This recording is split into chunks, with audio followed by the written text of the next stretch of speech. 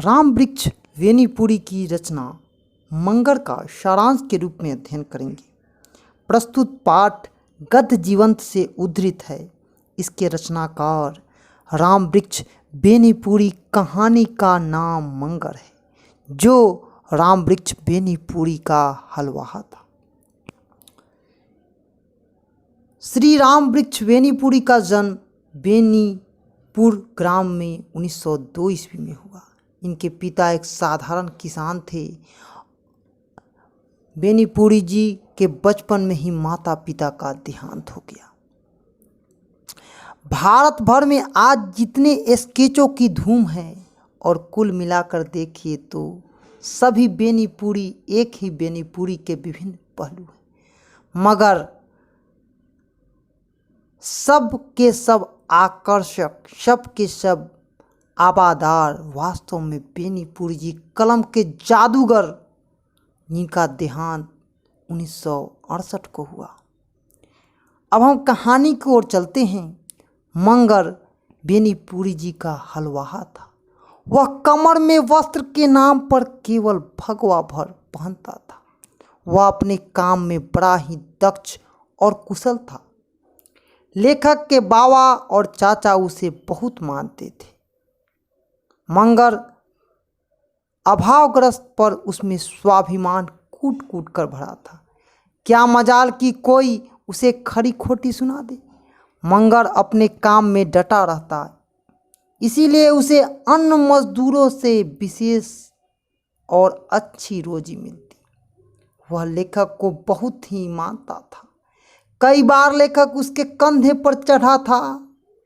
वह बाहर से तो बेलौस मालूम पड़ता था, पर भीतर से बहुत ही कोमल भावप्रवण था। पर्व त्योहारों के अवसर पर मंगर के प्रति विशेष ही सहानुभूति होती थी। कभी कभी उसे धोती भी मिलती, वह पहनता, पर भगवा पहनने के बाद भी वह सुंदर लगता था। उसके शरीर का गठन बड़ा ही सुव्यवस्थित और सुंदर लगता था। लेखक को वह उसी रूप में अच्छा लगता था। एक बार मंगर के सिर में दर्द हुआ। उसकी स्त्री, जिसका नाम भकलोलिया, जो कि एक आदर्श पत्नी थी, कहीं से दालचीनी ले आई और उसके सर पर इसका लेप लगा दिया। सर दर्द तो चला गया, पर साथ ही उसके एक आंख भी बह गई। एक बार जाड़े के महीने में लेखक अपने गांव आए थे। वह आराम से सोया था। जागने पर उसने एक आदमी को लड़खड़ा कर चलते देखा। वह ठीक से नहीं पहचान सका कि वह कौन है। बाद में उसे मालूम हुआ कि वह तो मंगर है। वह एकदम जर्जर हो चुका था। उसे देखकर लेखक के हृदय में एक करुणा की भावना, एक ममता की भावना उसके प्रति। मंगर बेनीपुरी जी का एक बड़ा ही विश्वासी हलवाहा था। वह था तो दरिद्र, पर दीन नहीं था, स्वाभिमानी था। उसके नस नस में यह चीज़ भरी थी। वह इतना विश्वासी था और इतना डटकर काम करता था कि कहानीकार के बाबा उसे बहुत ही प्यार करते थे। जहाँ दूसरे जनों को एक एक रोटी मिलती थी, वही मंगर को 1.5 रोटी मिलती थी। बिना कहे सुने वह खेत का काम बड़े ही चौकसी के साथ अपना बूझकर करता था। मंगर देखने में तो एकदम काला करलूठा था, पर था खूबसूरत। खूबसूरत इस अर्थ में था कि शरीर का गठा जो रूप था, उसके स्वभाव को अच्छा लगता था। और सच्चा सौंदर्य तो अच्छे स्वास्थ्य में ही निवास करता है। मंगर की मानवता महान थी। वह मनुष्यों को भी प्यार करता था, पशुओं को भी प्यार करता था। अपनी रोटी में से आधी रोटी वह बैलों को खिला देता था। बैलों को वह साक्षात महादेव की तरह समझता था। कहने को तो और लोग भी बैल को महादेव कहते हैं, पर मंगर उसे महादेव अपने दिल से मानता था। मंगर हलवाहा में हमें एक सच्चे चरित्र वाले मजदूरों की झांकी दिखाई पड़ती थी।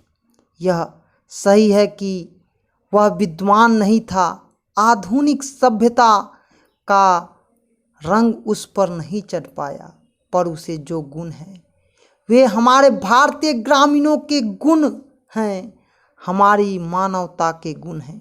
अतः मजदूर होने के कारण मंगर भले ही छोटा दिखता पड़ता हो, पर मानवता के नाते वह एक महान हस्तियों से कम नहीं।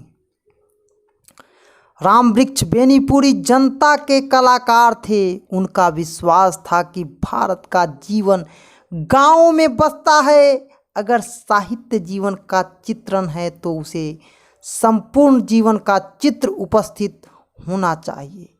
तब तक के कलाकार केवल महलों की ओर देखते आए।